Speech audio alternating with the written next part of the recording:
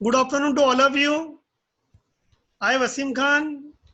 Today I will explain what is process and their concept. सबसे पहले हम process में जो प्रोसेस के कॉन्सेप्ट हैं उसके बारे में डिस्कस करेंगे। उसके बाद हम प्रोसेस की जो स्टेट होती हैं उसके बारे में डिस्कस करेंगे।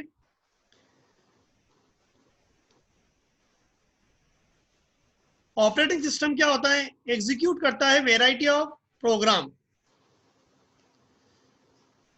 जब हम जॉब का एक ग्रुप बनाते हैं तो उसको हम बोलते हैं बैच और फिर उसको एग्जीक्यूट करते हैं।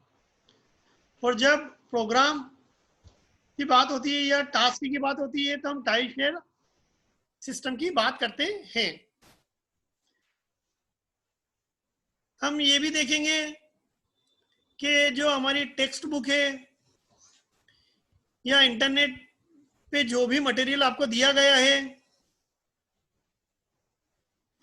वहां पर जॉब और प्रोसेस को ऑलमोस्ट एक दूसरे के लिए यूज किया गया है। दोनों टर्मिनोलॉजी को एक दूसरे के लिए यूज किया गया है। कई जगह जॉब की जगह प्रोसेस लिखा हुआ मिलेगा और कई जगह प्रोसेस की जगह आपको जॉब लिखा हुआ दिखेगा। आज हम प्रोसेस के बारे में पढ़ रहे हैं और प्रोसेस स्टेट के बारे में पढ़ रहे हैं। प्रोसेस क्या होता है? A program in execution.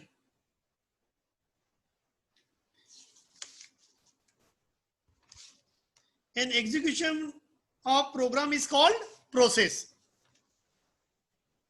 Programme क्या होता है? सेट ऑफ इंस्ट्रक्शन या हम कह सकते हैं सेट ऑफ कोड।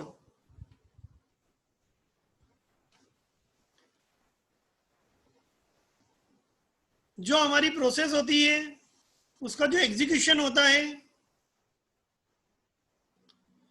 उसमें जो हमारे प्रोग्राम एग्जीक्यूट होते हैं वो सिक्वेंशियल मैनर में एग्जीक्यूट होते हैं।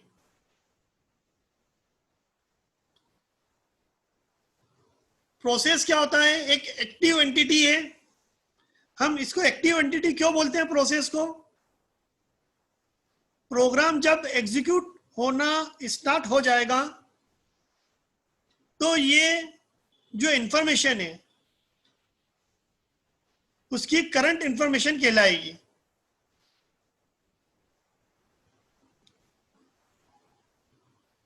हमारा जो प्रोग्राम होता है वो सीक्वेंशियल मैनर में एग्जीक्यूट होता है और प्रोग्राम को हम क्या बोलते हैं? Passive entity. जो हमारी प्रोसेस होती है वो programme counter, stack, data section और कोड को मिलाकर बनी होती है। सबसे पहले हम देखेंगे प्रोग्राम काउंटर क्या होता है। तो प्रोग्राम काउंटर क्या है? ये स्टोर करके रखता है address of next instruction to be executed. आगे कौन सी इंस्ट्रक्शन या कोड एग्जीक्यूट होगा उसका एड्रेस प्रोग्राम काउंटर में स्टोर होता है।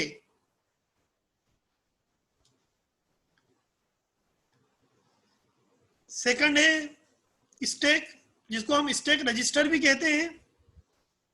जो हम प्रोग्राम एग्जीक्यूट करते हैं तो बीच में जो हमारा टेम्परेरी रिजल्ट आता है या हमारा प्रोग्राम जो है इंटरप्ट होकर सीपीयू दूसरे प्रोग्राम को एग्जीक्यूट करने लगता है, जहां पर वो एग्जीक्यूट होता है उसका एड्रेस और डेटा स्टोर होता है, उसे स्टैक कहते हैं। तो स्टैक क्या हो गया? जो एड्रेस और टेम्परेरी वेरिएबल या डेटा को स्टोर करके रखता है, क्योंकि सीपीयू को वापस भी जाना होता है इंस्ट्रक्शन को एग्जीक्यूट करने के लिए जिसे वो छोड़कर गया था। तो स्टैक में जनरली क्या स्टोर होता है हमारा? Temporary data in return address, temporary data in return address. जो मैंने अभी आपको बताया, an execution of program is called process. Process is an active entity जो program counter, stack, data section, code को मिलाकर बना हुआ होता है। प्रोग्राम जब एग्जीक्यूट होना स्टार्ट हो जाता है, प्रोग्राम जब एग्जीक्यूट होना स्टार्ट हो जाता है तो किन किन स्टेट से होकर गुजरता है या किन किन स्टेट से जाएगा, उन स्टेट्स को हम प्रोसेस स्टेट कहते हैं। उन स्टेट को हम क्या बोलते हैं? प्रोसेस स्टेट कहते हैं। अलग अलग ऑपरेटिंग सिस्टम में अलग अलग प्रोसेस स्टेट होती है, लेकिन जनरली ये प्रोसेस स्टेट हो सकती हैं new, ready, running, waiting and terminated. One by one हम इन सभी स्टेट के बारे में एक डायग्राम के थ्रू डिस्कस करेंगे। जो न्यू स्टेट होती है उसमें process is being created, running में instruction are being executed, waiting में process is waiting for some event to occur, ready state में process is waiting to be assigned to a processor, terminated state में the process has finished execution.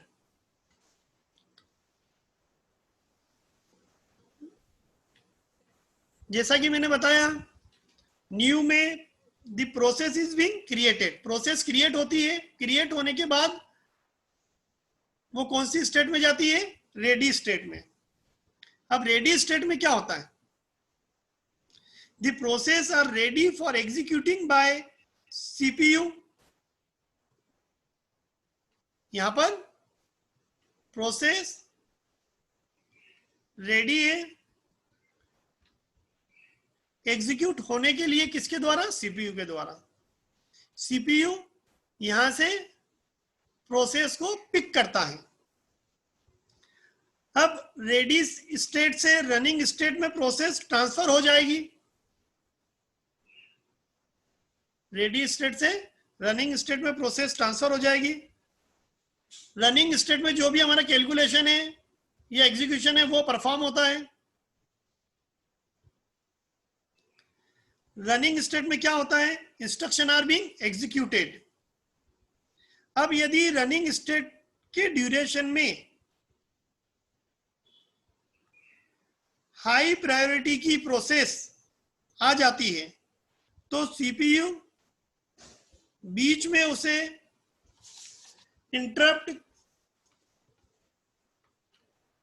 करके या resume करके या छोड़कर नई process execute करने लगता है,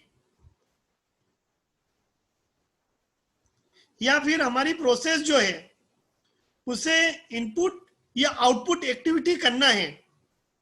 जो हमारी प्रोसेस है उसे इनपुट या आउटपुट एक्टिविटी करना है तो वह उसे वेटिंग स्टेट में भेज देता है या वो वेटिंग स्टेट में चली जाएगी, सीपीयू से छोड़ देगा और सीपीयू दूसरी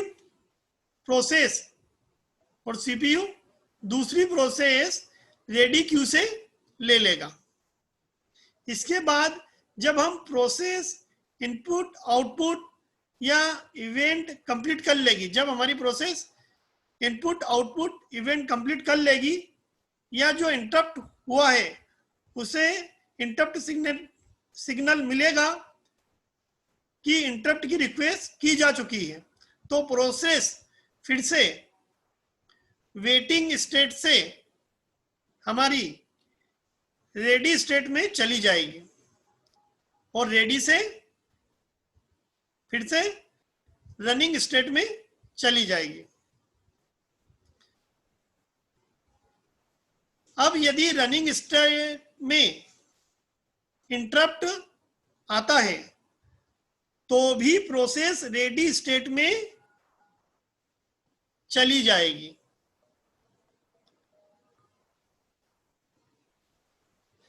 जब पूरी प्रोसेस एग्जीक्यूट हो जाती है तो हम उसे रनिंग स्टेट से टर्मिनेट स्टेट में ट्रांसफर कर देते हैं।